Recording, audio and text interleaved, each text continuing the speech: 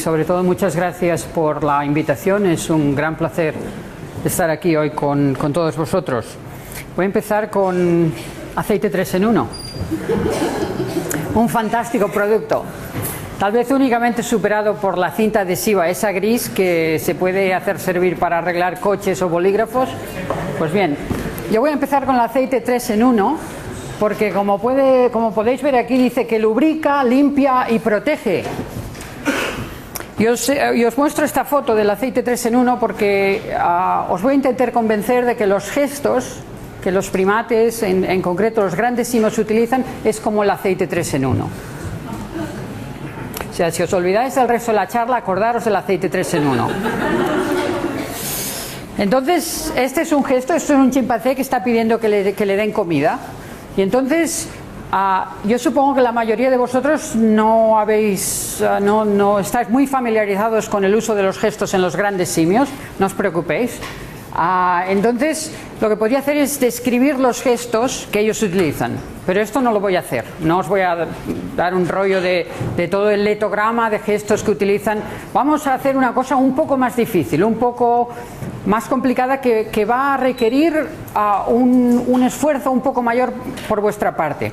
En lugar de hablar sobre los gestos de forma descriptiva y totalmente entendedora, vamos a intentar algo diferente. Lo que vamos a intentar me gustaría hacer dos cosas. Primero, me gustaría presentaros los gestos dentro de 4 apartados: el contexto en el que se utilizan, efectos de audiencia, la motivación y la innovación. Eso es lo primero. O sea, vais a ver los gestos, os voy a enseñar un montón de vídeos. Como me ha tocado la charla después de Fernando y antes que Guillermo, me gustaría utilizar los gestos para establecer un puente, un nexo de unión entre estas dos charlas. Y entonces me gustaría presentaros los gestos dentro del contexto de la prosocialidad, que es lo que nos ha estado hablando Fernando hace un momento, pero también me gustaría hablar de gestos en el contexto de teoría de la mente, de mind reading, y también hablaré un poquito sobre el uso de instrumentos, la resolución de problemas. O sea, ya veis que los gestos van a aparecer en muchas áreas, van a aparecer en muchos contextos, y por esto me gusta la analogía del aceite 3 en 1, que se puede utilizar para muchas cosas. Si tenéis cualquier pregunta, me podéis parar. Si hay algo que no se ve claro, por favor, me lo preguntáis y lo explico. Entonces, os voy a dar una definición de gestos y entonces os voy a una caracterización de qué tipo de gestos utilizan y cómo los utilizan. Y entonces, a partir de ahí vamos a entrar más en detalle. O sea, si os tuviera que dar una definición, yo diría que los grandes simios utilizan los gestos de forma flexible para pedir cosas, ya veremos qué cosas son, para el aquí y ahora, es en un tiempo presente y en un espacio concreto, sobre todo en un formato diádico, y les falta lo que se llamaría iconicidad verdadera, y de esto hablaremos. Pero esta sería, yo creo que una caracterización bastante adecuada del tipo de gestos que utilizan. Luego veremos que algunos chimpancés que han estado criados por humanos y que se les ha enseñado un sistema de símbolos artificial se desvían un poco de esta norma, pero esto ya lo veremos. Entonces, empecemos con el contexto. Os presento una viñeta de Larson, y aquí se ve a unos investigadores, probablemente en un laboratorio norteamericano, y le dice: Matthews, estamos obteniendo uno de esos extraños habla español. Entonces, como podéis ver aquí tenemos ¿qué pasa? Ahí tenemos habla español, sí, uno de esos, y bien fallo. O sea, fijaros que los delfines incluso le están diciendo a los investigadores si lo están haciendo bien o lo están mal. Pero bueno, si pensamos que la comunicación de los gestos de los chimpancés es así, nos equivocamos. Entonces, no existe una correspondencia entre un gesto y un significado. Es mucho más complicado, pero a la vez mucho más divertido. Lo que observamos es, por ejemplo, un chimpancé utilizando un gesto que le llamamos reach, Y este gesto se utiliza para atraer a una cría. Cuando la madre quiere atraer a la cría, pues utiliza este gesto. Si la cría está arriba de un árbol y la madre no quiere subir, pues utiliza este gesto. Pero lo interesante es que este gesto no únicamente se utiliza para esto, sino que también se puede utilizar para reclutar a aliados potenciales, y también se puede utilizar para pedir comida. Y el gesto es exactamente el mismo. Entonces, ¿cómo son los chimpancés capaces de decidir qué es lo que este individuo quiere? Pues bien, el contexto es fundamental. El contexto, juntamente con el gesto, les informa a los chimpancés qué es lo que un individuo está pidiendo. Sin el contexto es imposible saber cuál es el mensaje. Además, los gestos son flexibles en el sentido de que no tienen un único gesto para pedir la transferencia de comida, sino que tienen otros. Por ejemplo, utilizan un gesto de pedir con la mano y otro gesto que algunos individuos utilizan, esto es una minoría de ellos, que se trata de, ya lo diré, frotar la barbilla del sujeto que tiene comida.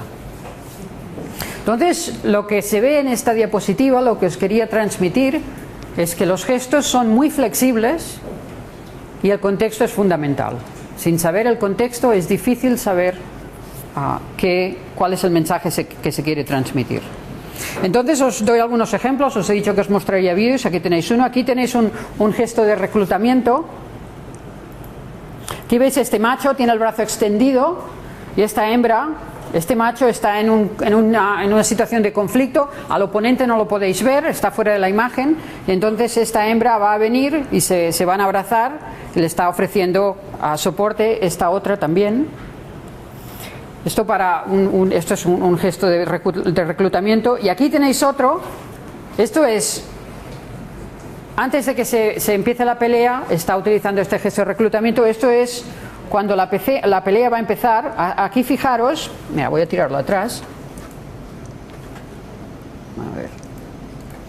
Este individuo tiene un instrumento, este de aquí, y este otro, que es dominante sobre ella, se lo va a intentar quitar. Fijaros la mano. Ya lo ha cogido. Y ahora fijaros lo que hace ella. Fijaros en la cara. ¿Ves esto? Esto es una expresión facial. No lo consideramos un gesto, es una expresión facial. Y ahora esto, ayer hablábamos de las expresiones faciales y si seríamos capaces de decidir lo que un individuo está haciendo. Bueno, por ejemplo, esta expresión facial, ¿qué creéis que está haciendo? Ahora ya os he dicho el contexto, ahora es fácil. Pero si no os digo el contexto, parece que se esté riendo, ¿verdad? Ja, ja, ja, qué gracia. Me está birlando el instrumento y se ríe. Es todo lo contrario. Este sujeto tiene miedo. Este sujeto está en una situación de conflicto. Y fijaros lo que hace esta otra. Le pone la mano en la boca. Este gesto se llama un gesto de ofrecer la muñeca y es un gesto que se utiliza para apaciguamiento. Fijaros que una vez se utiliza este gesto, ya está. Ella se queda con el instrumento y no existe, esto no se transforma en una pelea. Han tenido un conflicto y mediante este gesto el conflicto se ha parado. Y ella se ha quedado con el instrumento. Entonces, los gestos también los podemos observar entre especies diferentes. Por ejemplo, aquí vemos, y aquí en un caso concreto, es un chimpancé que no va a usar un gesto, sino que va a comprender un gesto. Fijaros la situación. Este experimentador quiere algo. ¿Vosotros sabríais decir lo que quiere el experimentador? Bien. Y entonces fijaros que el chimpancé le va a dar esto. O sea, existe un gesto de pedir, el chimpancé le da el objeto que la cuidadora estaba buscando. Además, existen otras situaciones en las cuales los gestos ocurren. Esto sería una situación de ayuda, en el que un chimpancé es capaz de utilizar el gesto de otro individuo para prestar la ayuda para dar algo al otro sujeto. Hay otras situaciones en las cuales un chimpancé, este de aquí, está pidiendo, ahora es un chimpancé el que pide, Porque este otro sujeto aquí tiene una serie de instrumentos. Una serie de instrumentos, uno de los cuales este sujeto, el que está pidiendo, podría utilizar para obtener una recompensa. En esta otra habitación existe un aparato que tiene una recompensa dentro, y si este chimpancé le da el instrumento adecuado, ella puede utilizar para obtener la recompensa. Entonces, aquí el chimpancé este que no tiene el instrumento tiene un problema. ¿Qué hace? Lo pide. Y la pregunta es, ¿el otro se lo da? Y la respuesta es sí. La mayoría de veces que se ve situaciones de ayuda, y estamos hablando de prosocialidad, son situaciones en las cuales existe un gesto como intermediación. Se ve mucho menos la situación en la cual no hay gesto, no se pide nada y el otro ayude de forma espontánea. Entonces aquí os enseño los resultados de Yamamoto y sus colegas, y aquí veis la situación de forma esquemática en la que un chimpancé está pidiendo, y aquí podéis ver el aparato aquí. Entonces hay diferentes aparatos, este sujeto puede ver qué tipo de aparato está colocado allí, y a partir de aquí puede decidir de esta selección de instrumentos cuál es el que este sujeto necesita. Y efectivamente, como veis aquí, cuando necesita el palo, da más el palo que la paja, y al revés, cuando lo que se necesita es la paja, pues cambia la situación. ¿Qué sucede en una situación de control cuando se bloquea la información y por tanto este sujeto no sabe qué es lo que este otro sujeto quiere? Podría ser que la mano esté indicando el mensaje, cuál es el instrumento que quiere. No es así, porque ya veis que no existe una preferencia. Entonces, esto redunda en lo que había dicho anteriormente. Sin el contexto, sin esta información contextual, el gesto de pedir no funciona. Sí, funciona, te da un instrumento, pero no sabe exactamente qué es lo que quiere. Cuando esta partición, de nuevo, el sujeto es transparente y por tanto puede ver lo que se necesita, vuelve a su patrón anterior. Entonces esto lo utilizo porque nos sirve de puente con la charla de Guillermo de esta tarde. Porque esto, los autores lo han interpretado como que el chimpancé es capaz de ver cuáles son las necesidades del otro sujeto.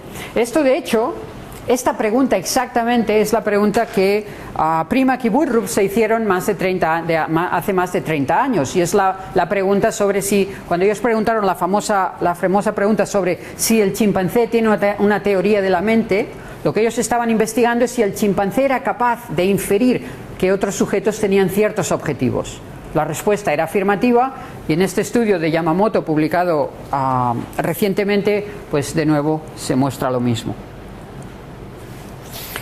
Sin embargo, hay una diferencia entre los humanos y los chimpancés. Y os voy a mostrar unos vídeos. No os voy a decir cuál es la diferencia. Os voy a pedir que miréis estos vídeos. Uno ya lo habéis visto, que es este. ¿Vale? Este ya lo habéis visto. Mirad los vídeos atentamente. No hay trampa ni cartón. No os preocupéis. No os voy a hacer preguntas aquello con truco. Pero quiero que lo miréis atentamente, y luego os voy a enseñar otro. Y cuando acabemos de ver este otro vídeo, que es este, entonces me decís cuál es una diferencia que veis. Este es un vídeo en el que un investigador está haciendo una tarea, y ahora no digo nada porque no digo nada. Entonces yo quiero que miréis el vídeo y sobre todo pensar cuál es la gran diferencia con lo que hemos visto anteriormente.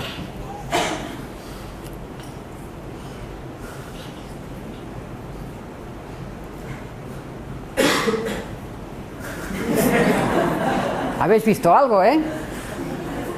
Pero hay dos cosas, no una sola, hay dos.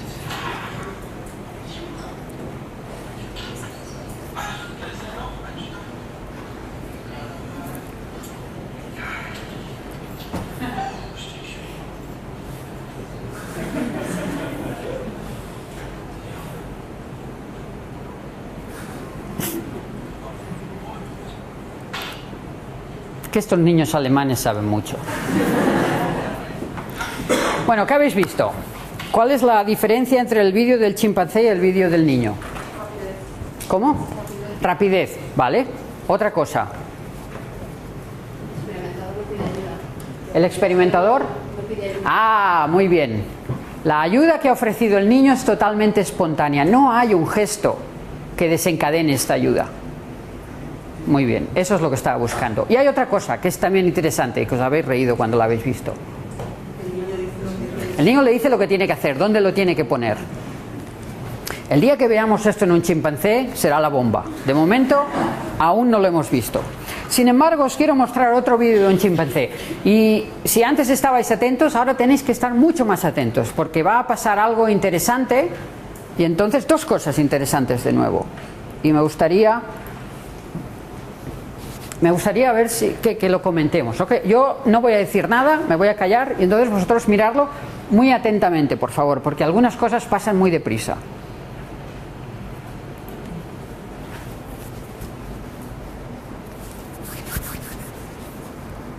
Es una situación en la que la madre está comiendo, tiene comida y la cría pues coge comida. ¿Habéis visto algo interesante?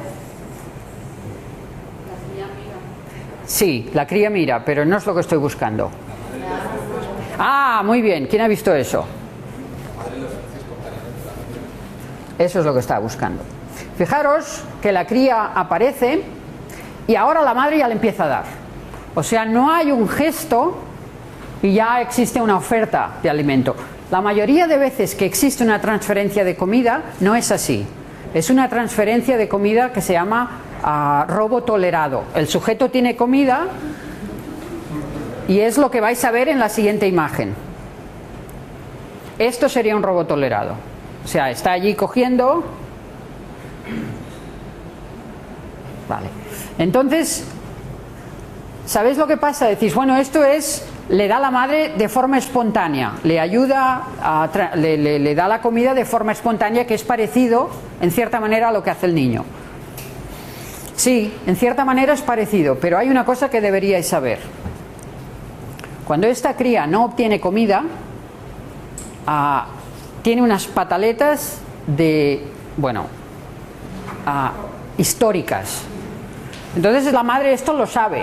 Y lo que está haciendo la madre es intentar que la cría tenga estas pataletas. Y como la madre sabe lo que la cría viene buscando, pues le da para que eso no suceda. Entonces, pensemos un momento en la motivación prosocial. La madre, ¿por quién está haciendo esto? ¿Por la cría o por ella? Y ahora os voy a decir otra cosa, pero no se lo digáis a mi esposa, por favor, porque si no me mata. Es una anécdota. Me acuerdo que cuando nuestro hijo era pequeño y nos íbamos de compras, en su bolso mi esposa siempre tenía un montón de galletas. Bueno, era una cosa, ni el Corte Inglés tenía tantas galletas dentro de la bolsa.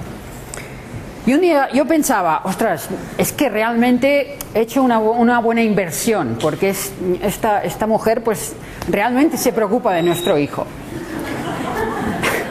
Hasta que un día me confesó que en realidad no lo hacía por el niño, lo hacía por ella, porque no podía sufrir cuando el niño se ponía como se ponía, ¿no? Porque cuando le tenía hambre, pues bueno, se ponía como se ponía. Entonces, claro, y esto es importante, ¿cuál es la motivación que hay detrás? Esto es una cosa que a nosotros nos interesa mucho saber. Y si lo que estamos estudiando es cosas como la prosocialidad, es fundamental saber por qué los sujetos hacen lo que hacen. Lo que Fernando estaba comentando anteriormente, cuáles son los procesos, en este caso psicológicos, que determinan ciertas conductas. Segundo tema, la audiencia, efectos de audiencia. Y ahora os voy a enseñar dos anécdotas. Algunos de vosotros ya las habéis visto y por tanto lo siento mucho. Pero la mayoría de vosotros creo que no.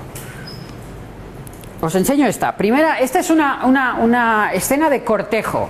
Si alguna vez os habéis preguntado cómo cortejan los chimpancés machos a las hembras, yo sé que os estáis muriendo por saberlo. Pues ya lo vais a ver.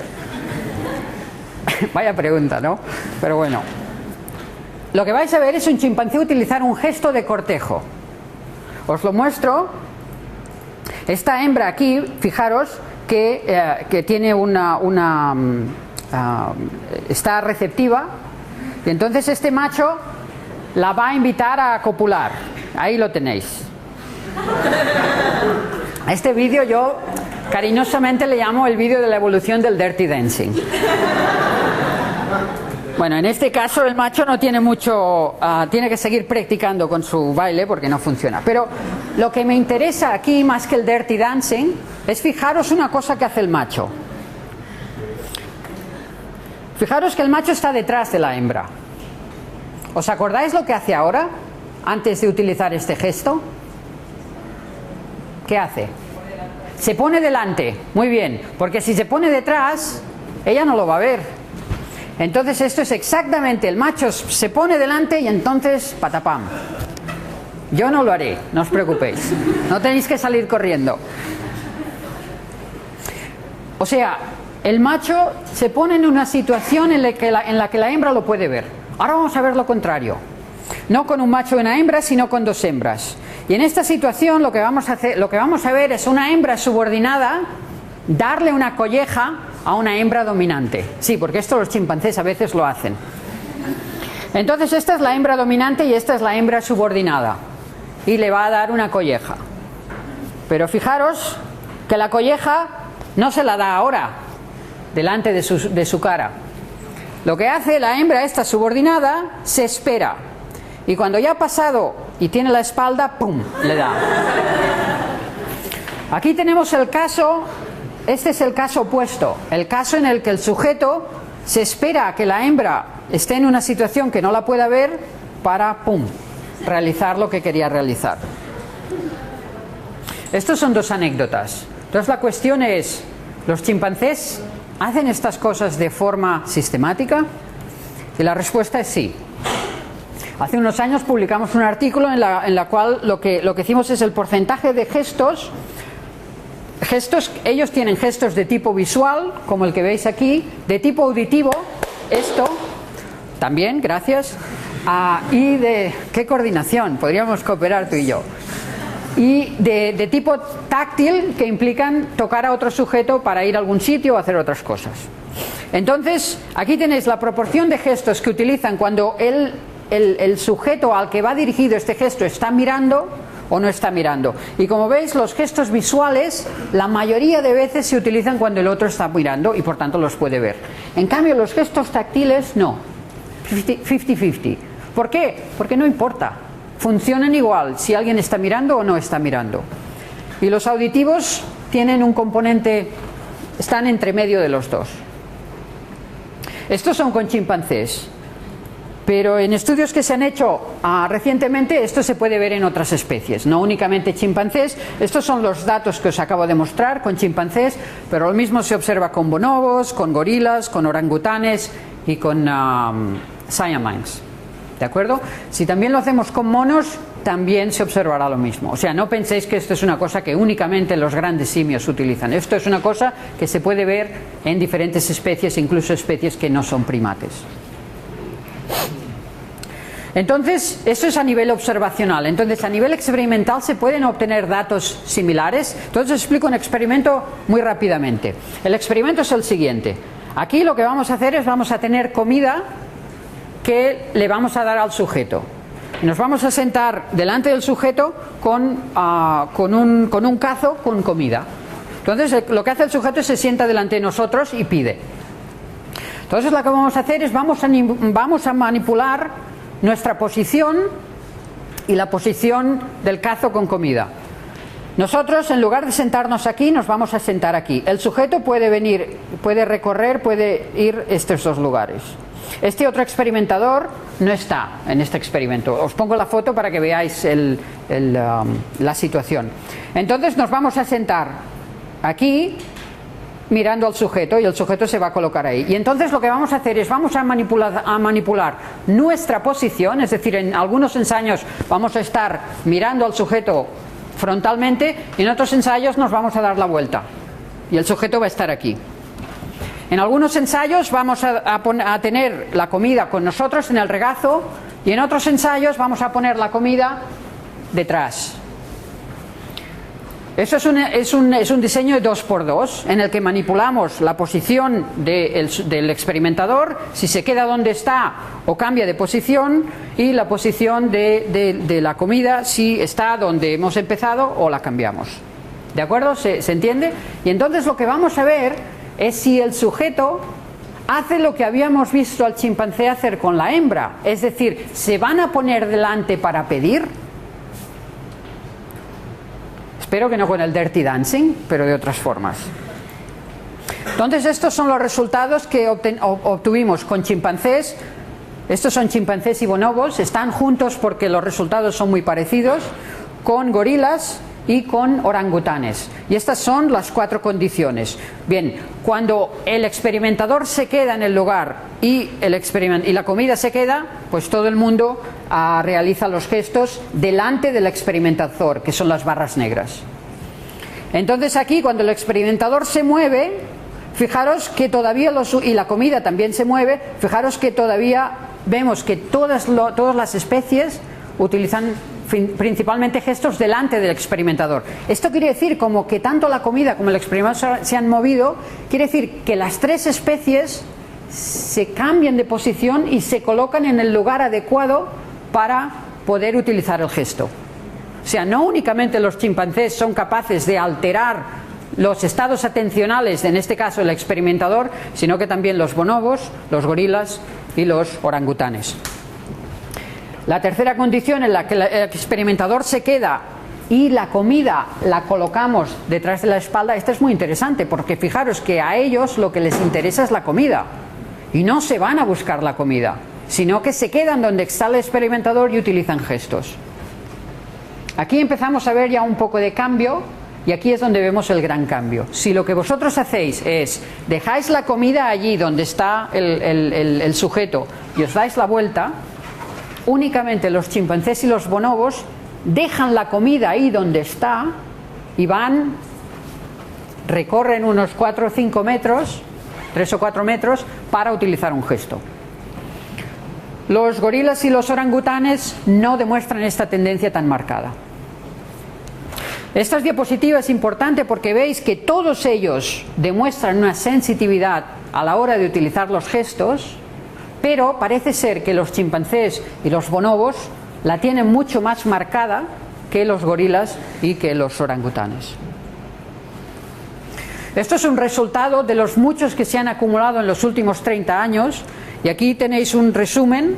Hace 4 años publicamos este artículo, que si os interesa saber un poco más de este tema lo podéis leer, y también con la charla de Guillermo luego. La mayoría de estudios que se han realizado, y no voy a hablar mucho porque no quiero pisarle la charla a Guillermo, se han hecho sobre percepción, es decir, qué es lo que otros sujetos saben de lo que otros pueden o no pueden ver. Pero también se han hecho estudios sobre acción. El estudio con el que hemos empezado, el de ayudar y dar los instrumentos, es de este tipo. Por ejemplo, os muestro uno únicamente porque nos ayudará a consolidar una cosa que ya hemos visto anteriormente, y la pregunta es la siguiente: ¿son los chimpancés capaces de intentar ver si otros sujetos, en este caso si un humano, les va a dar comida? ¿Pueden ver cuál es la probabilidad? ¿Pueden intentar inferir cuál es la probabilidad de que un experimentador les dé comida? Entonces lo que utilizamos es una situación en la que tenemos a un experimentador que en una condición no les quiere dar comida, es unwilling, y por ejemplo en esta situación lo que el experimentador hace es coge un grano de uva y lo coloca en este agujero aquí, y cuando el chimpancé lo va a coger, lo retira.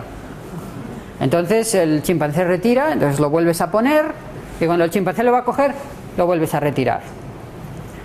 Por cierto, no os lo digo porque vamos a ir mal de tiempo. Esto es la condición de que el experimentador, si quisiera, le podría dar la comida, pero no quiere. En esta otra condición, el experimentador le quiere dar la comida, pero por ejemplo en este caso el agujero es demasiado pequeño y no la puede meter por el agujero. Entonces lo que hace es coge el grano de uva, lo intenta y vuelve a tirar hacia atrás. vuelve a intentarlo, no funciona, lo vuelve a tirar hacia atrás. Lo que es importante es que estas dos conductas, la que son de no querer y no poder, tienen el mismo patrón de presentación, o sea, colocamos y tiramos hacia atrás, colocamos y tiramos hacia atrás. Lo que varía son los detalles de estas conductas. Esto lo realizamos no únicamente con dos conductas que os acabo de explicar, sino con otras muchas. O sea, en total teníamos 3 tríos y la idea siempre es la misma. Teníamos una condición en la que el experimentador no quería dar y otras 2 condiciones en las que el experimentador quería pero no podía. Y la cuestión es la siguiente: ¿los chimpancés son capaces de discriminar esto? La respuesta es sí, en 2 de los 3 tríos. En este trío y en este otro. Los detalles, si queréis, los hablamos luego en la mesa redonda. Pero lo que es importante aquí es que este trío, en absoluto los chimpancés eran capaces de solucionar este problema. ¿Y sabéis cuál es la diferencia en las conductas ahí? Es que no había una conducta concreta que le pudiera indicar al chimpancé cuál era la intención del sujeto, en este caso, perdón, cuál era la intención del experimentador. Es decir, cuando no hay una conducta visible, el chimpancé no sabe qué hacer. Y esto liga con lo que hemos dicho antes de los gestos. Cuando no hay un gesto de pedir, el chimpancé no ayuda. Esto es un estudio, el mismo estudio hecho con niños. Lo que se observa es un patrón parecido, excepto que en esta condición en la cual no hay una conducta clara de cuál es la intención del sujeto, entonces allí los niños también pueden distinguirlo. Por la cuestión de motivación, una cosa que tal vez os estáis preguntando: ¿para qué utilizan los gestos? Pues mira, aquí tenéis un repertorio de gestos que utilizan con una traducción libre del tipo de qué significan cada uno de ellos. Por ejemplo, un gesto de tirar quiere decir sígueme, utilizar la mano para pedir, dame, persígueme, el ok, el Christopher lo hemos visto antes para que una situación no vaya a escalar a un conflicto. Ven aquí, copula conmigo, date la vuelta, sígueme, hazme grooming, acicálame. Una cosa, cuando uno mira esta traducción libre, una cosa que parece bastante clara es que los chimpancés, en este caso, pero esto es cierto para los otros grandes simios, son bastante mandones, ¿verdad? Es siempre haz cosas para mí. Y fijaros que en las situaciones en las que hemos visto ayuda, había un gesto en el cual dame el instrumento que necesito. Este tipo de gesto no es único en los chimpancés, sino que nosotros también lo utilizamos. Cantidad de veces utilizamos lo que se llama un gesto de tipo imperativo. Por ejemplo, el niño o el chimpancé utilizan al adulto para obtener un objetivo, sea un objeto, una actividad, lo que sea. Esto es un formato que está totalmente desarrollado, se ve claramente en los niños, en nuestra especie y también en los grandes simios. Un formato que no se ve o que de momento todavía no hemos encontrado es este otro, el que se llama un formato declarativo. Y en este formato lo que el niño utiliza es un objeto, indica algo o enseña algo para llamar la atención del adulto. ¿Y para qué quiere llamar la atención del adulto? Simplemente para que el adulto también lo vea. Por ejemplo, hay algo que ha sucedido y entonces el niño le muestra algo. Fijaros que aquí el niño no quiere que le hagan algo, que le den algo, sencillamente quiere que el adulto también vea lo que él está viendo, quiere compartir esta situación. Aunque los chimpancés y los otros grandes simios tienen su repertorio gestual está muy desarrollado a nivel del uso de imperativos, y ahora veremos unos cuantos más, el declarativo, vaya, no existe. Y esto será importante porque después hablaremos un poco sobre cuáles podrían ser, por qué existe esta diferencia entre humanos y entre los grandes simios. Podría ser un indicador de que nosotros nos interesa mucho las capacidades y los procesos psicológicos de nuestros congéneres y nos gusta compartir. Si no nos explica el el éxito de Twitter, de Facebook, etc. Yo creo que si hubiera un Facebook para chimpancés, no creo que fuera un gran éxito, pero bueno, esto es otra cosa. Entonces, Fernando ha hablado de tareas de cooperación y, por ejemplo, aquí una de las tareas de cooperación que se ha utilizado es esta, en la cual hay dos cuerdas. Y entonces, para solucionar este problema, los chimpancés, un chimpancé se tiene que sentar aquí y otro chimpancé se tiene que sentar aquí y tienen que tirar de forma simultánea de estas dos cuerdas para obtener la recompensa. Aquí os voy a mostrar un vídeo. Aquí veréis a un chimpancé que entra. Entonces este chimpancé tira de esta cuerda, pero si tira de esta cuerda lo que va a obtener es una cuerda de gran calidad, pero una cuerda. Entonces lo que va a hacer el chimpancé es tira un poco de aquí y no pasa nada. Entonces ahora va a ir al otro lado. Ahora, estos son dos cámaras que tenéis así puestas. Entonces ahora veréis que aparece por aquí, va a tocar la otra cuerda un poco también. Y ahora fijaros, ahora va a hacer una cosa muy interesante. Ahora se marcha. La recompensa está allí, pero él se marcha. Lo que hace es que se va aquí donde hay una puerta con un pestillo. Lo que hace es abrir el pestillo, con lo que la puerta se abre y ahora su compañera entra, él se sienta aquí, ella se sienta aquí y ambos tiran a la vez. Este tipo de cooperación se observa y no hace falta entrenarlos mucho para que realicen esto. Una cosa que es curiosa es que a nivel de gestos no se ven muchos gestos a la hora de cooperar. Coordinan muy bien sus movimientos, pero la mayoría de estudios que han observado esto, cuando miran a cuántos gestos se utilizan, no se utilizan demasiados gestos. Entonces os voy a mostrar otro estudio de Bullinger y sus colegas, en el que la pregunta que querían hacerse es la siguiente. ¿A los chimpancés prefieren realizar una tarea juntos o separados? ¿Prefieren realizar una tarea conjuntamente o de forma solitaria? Y ahora os hago una pregunta. Vosotros seguro que alguna vez habéis ido a un parque a dar un paseo y antes de ir al parque habéis llamado a vuestro amigo o amiga para ir al parque juntos. ¿Es que sí? O incluso cuando queréis ir de compras, pues le invitáis a vuestro amigo o amiga a ir de compras. Algunos de vosotros lo hacéis, seguro. Pues fijaos lo que estáis haciendo, estáis invitando al competidor a ir con vosotros. ¿Y por qué lo hacéis? Porque hacer cosas juntos a los humanos nos gusta. Si trasladamos la pregunta a los chimpancés, ¿qué obtenemos? Esta es la idea. La tarea es la misma que hemos visto anteriormente, o sea, una tarea en la que vamos a tener a un chimpancé aquí que puede decidir si abre esta puerta y va aquí para cooperar con otro chimpancé para realizar una tarea, o si abre esta otra puerta y sale aquí para realizar exactamente la misma tarea. La cantidad de comida es la misma, o sea, va a obtener dos trozos aquí si coopera con este otro, o dos trozos aquí si lo hace de forma solitaria. O sea, el payoff es el mismo. ¿Qué prefieren? ¿Trabajar juntos o trabajar separados? Estos son los resultados. Estos son separados y juntos.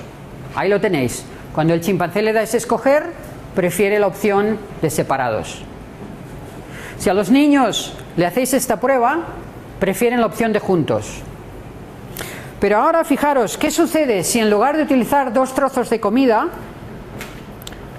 dos aquí y dos aquí, lo que hacemos es utilizar tres aquí y dos aquí? O sea, incrementamos la cantidad de comida para hacerlo de forma cooperativa. ¿Qué sucede? Esto es lo que ya habéis visto hace un momento. Ups, no sale. Bueno, no la tengo. Bueno, sucede exactamente lo contrario.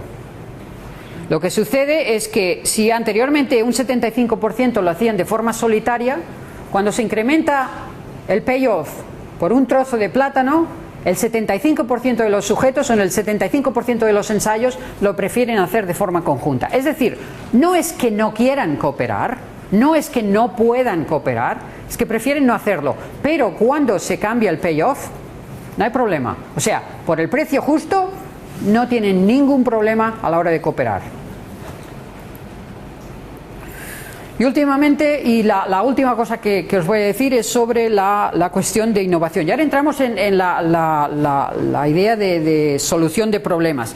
Fijaros que hasta ahora he estado un poco alternando. Os he dicho que intentaría establecer un puente de conexión entre la charla de Fernando y la charla de Guillermo, la charla de prosocialidad y la charla de teoría de la mente.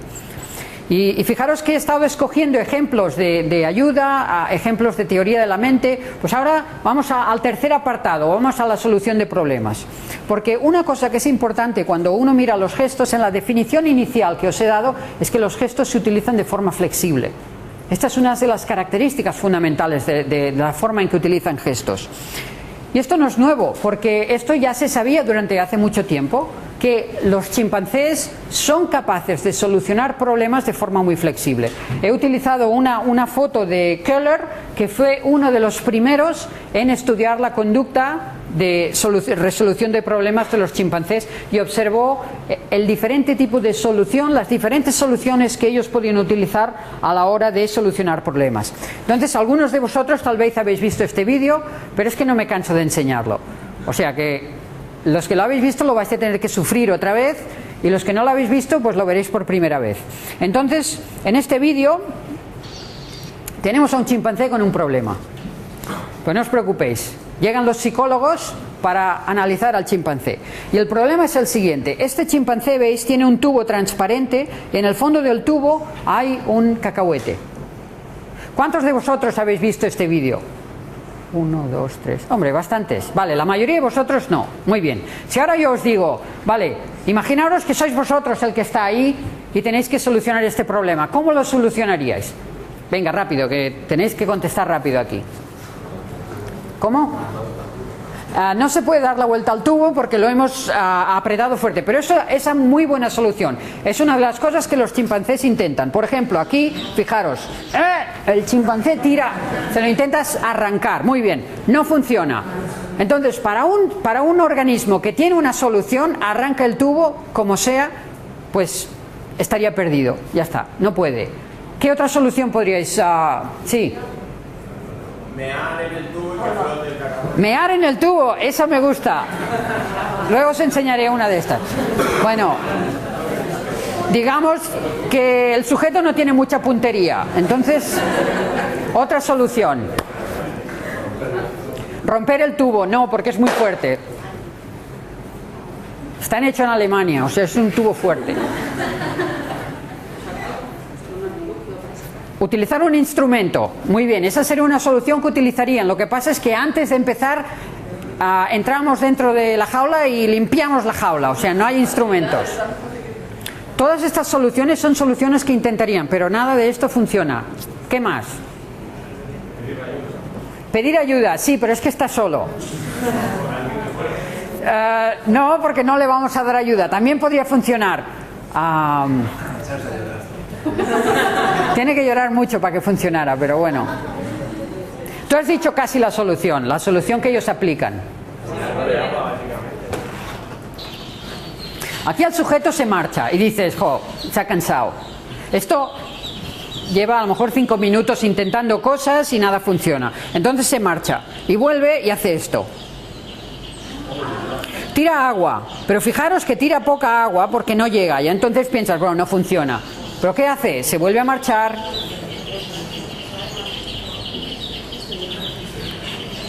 Vuelve a traer agua y vuelve a escupir. Tampoco funciona. Bueno, pues se vuelve a marchar y ahora ya os digo que ahora sí, ahora funcionará. Vuelve, seguro. Vale, pues ya está. Fijaros, me interesa este vídeo porque el sujeto es capaz de utilizar una serie de conductas, pero en este caso las hemos bloqueado. Entonces lo que va a hacer es va a intentar algo nuevo. Esto es algo que sucede muy a menudo con los gestos. Y este vídeo te lo dedico a ti. Este te lo dedico a ti.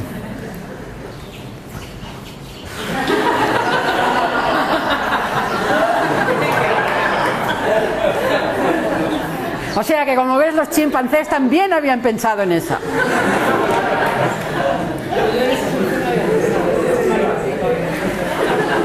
Esta tarea no es una tarea fácil, porque también le pasamos esta tarea con Daniel Janus, a Natasha Méndez y Claudio Teniel. Le pasamos esta tarea a los niños de 4 años, de 6 años y de 8. Y como veis, los niños de 4 años, que a esta edad ya saben muchas cosas, a la mayoría de ellos, únicamente uno de 24 fue capaz de solucionar esta tarea. En los chimpancés un 20% de los sujetos la pueden solucionar. Tenéis que iros a niños de 8 años para que la mayoría de ellos, un 60%, la solucionen. O sea, no es una tarea sencilla. Entonces, voy a utilizar este gráfico de Juan Carlos Gómez porque me gusta mucho. Pensad que cuando en las situaciones sociales los sujetos se enfrentan a problemas, y en este caso este sujeto tiene un problema. El problema es que este gorila, es un ejemplo tomado, como digo, de Juan Carlos, este gorila quiere salir fuera de esta habitación. Y claro, el problema es que el pestillo está muy alto y no lo puede abrir. Entonces tiene una solución de tipo instrumental, que es utilizar esta caja para subirse encima y entonces abrir el pestillo. Pero esta es una solución. Hay otra solución que Tony ha aludido anteriormente, que es pedir ayuda. Y en este caso, aquí el gorila, y esto es algo que Juan Carlos documentó, el gorila lo que va a hacer es coger la mano de la cuidadora, la mira a ella, la mira al pestillo, y a partir de ahí la cuidadora sabe lo que el gorila quiere y va y le abre la puerta al gorila, y del gorila no se sabe nunca más. No, es broma. El gorila vuelve, pero lo que es importante aquí es que, fijaros, cuando una solución no funciona, entonces son capaces de utilizar otra solución.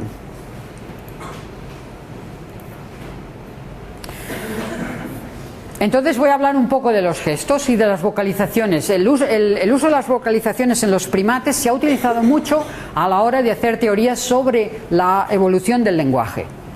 Entonces, las vocalizaciones tienen una serie de características interesantes. El canal vocal, una cierta referencia. Hay una cosa que las vocalizaciones no tienen, y es que las vocalizaciones de los primates no son flexibles. Un mono o un chimpancé no puede producir vocalizaciones nuevas, no puede imitar el sonido de un tren. Un loro puede, pero un chimpancé no puede. Sin embargo, cuando estamos hablando de gestos, los chimpancés sí que pueden inventar gestos nuevos. La flexibilidad que se necesita en el lenguaje ya la encontramos en la producción de los gestos. Entonces, esta flexibilidad se ha documentado a nivel en dos facetas. Una, a los chimpancés, a los gorilas, a los orangutanes, se les puede enseñar el lenguaje de los signos, y normalmente tienen unos repertorios como media de unos 200. Tienen lo que en lenguaje equivaldría, utilizan nombres, verbos, adverbios. No digo que ellos tienen una idea de estas clases, pero una descripción del tipo de signos que utilizan son esos: nombres, verbos, adverbios, pronombres, adjetivos. Muchos de estos signos son arbitrarios, no tienen una relación icónica con lo que sería el referente. Y además realiza una cosa muy interesante, una cosa que no vemos en su repertorio de uso de gestos natural, por decirlo así, y es que pueden utilizar lo que se llama referencia desplazada. Pueden utilizar estos gestos para referirse a algo que no está ahí en ese momento. Acordaros que en la definición que os he puesto al principio, utilizan gestos para el aquí y ahora. Pues bien, cuando se le utilizan signos, son capaces de utilizar estos signos para referirse a algo que no está presente, o incluso para referirse a algo que pasó ayer. Sin embargo, la mayoría de estos gestos todavía son gestos de un formato imperativo. La mayoría de las cosas que dicen son peticiones, son la mayoría. Los chimpancés normalmente no utilizan el gesto de indicación con el dedo índice, pero de nuevo, algunos chimpancés son capaces de aprenderlo. Y no es una minoría, hay bastantes que son un 40% en un estudio de Levens y Hopkins. Y el gesto de indicar no únicamente se puede utilizar para indicar el lugar donde hay comida, sino también el lugar donde hay instrumentos que alguien necesita para obtener comida que a su vez le dará al sujeto. O sea, pueden adquirir este gesto de indicación de forma muy flexible. Sin embargo, hay una cosa interesante, una disociación interesante, que es que aunque muchos chimpancés pueden utilizar gestos, el gesto de indicación, a la hora de comprender estos gestos parece ser que no tienen tanta habilidad. Entonces, por ejemplo, aquí os muestro una tarea con niños. 10 minutos, ¿no? 5. Vale. Entonces aquí una tarea que se utiliza muy a menudo es: esconde un regalo dentro de un cubilete, y entonces el experimentador lo que hace es indica con el dedo índice, está ahí, y entonces el niño escoge cuál es el cubilete que él quiere y es correcto. Bueno, el chimpancé, la misma versión de lo mismo. Entonces lo que se observa es que, por ejemplo, cuando este test se hace con perros, los perros lo hacen mucho mejor que los chimpancés. Si sois unos aférrimos defensores del modelo de la escalera que Fernando estaba diciendo antes, esto os tendría que crear una crisis. Pero tal crisis no sucede si estáis adheridos al modelo del árbol. Porque hay algunas capacidades que algunas especies, aunque están mucho más alejadas de nosotros que los parientes próximos, lo harán mejor. Cuando esta tarea se realiza con lobos, lo que se ve es que los perros también lo hacen mejor que los lobos. Por ejemplo, esta comparación.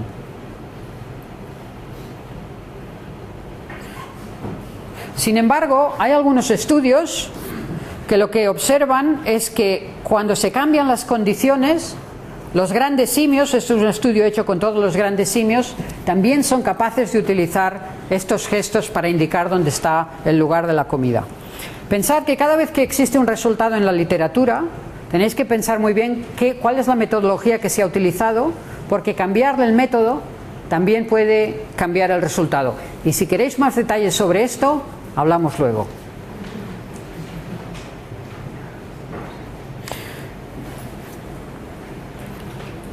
Cuatro características fundamentales de los gestos, a mi entender, dependen del contexto,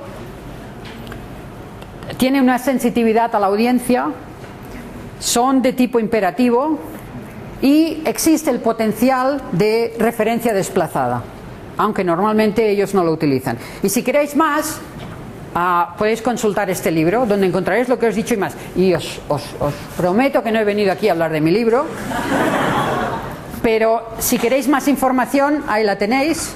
Y si queréis saber lo último que hemos publicado, me enviáis un email y os envío un artículo. Entonces, para ya ponerlo todo junto, los gestos son cruciales para que se observe la ayuda, indican una motivación centrada en uno mismo y poseen flexibilidad en la producción, en el uso y en la comprensión, y algo en la comprensión. Además, ahora lo ponemos todo junto con prosocialidad y teoría de la mente. Fijaros, esto es solo los gestos. Ahora lo ponemos todo junto. Pues podríamos añadir que los chimpancés necesitan ver ciertos comportamientos para realizar inferencias sobre los estados mentales de otros sujetos.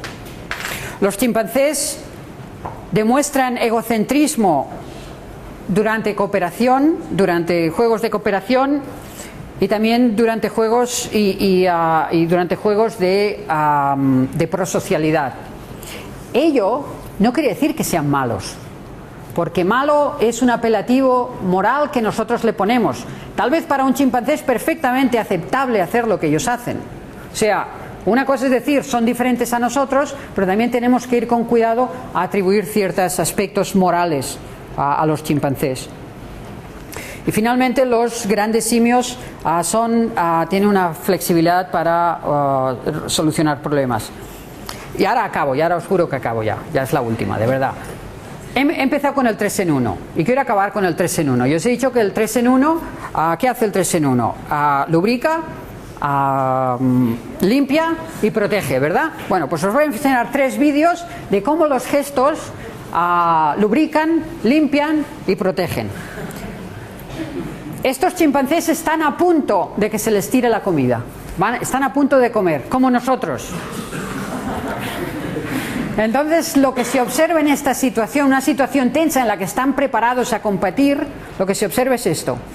Esto es un gesto, es un gesto se llama una mordedura formal, y entonces se utiliza en contextos de apaciguamiento. Y ahora fijaros, vais a ver muchos más. Fijaros le presenta, el otro le saluda y ahora el otro se abraza. Todo esto son gestos que se utilizan para que la tensión que se está acumulando pues sea un poco más difusa, es decir, que lubrica el entorno social.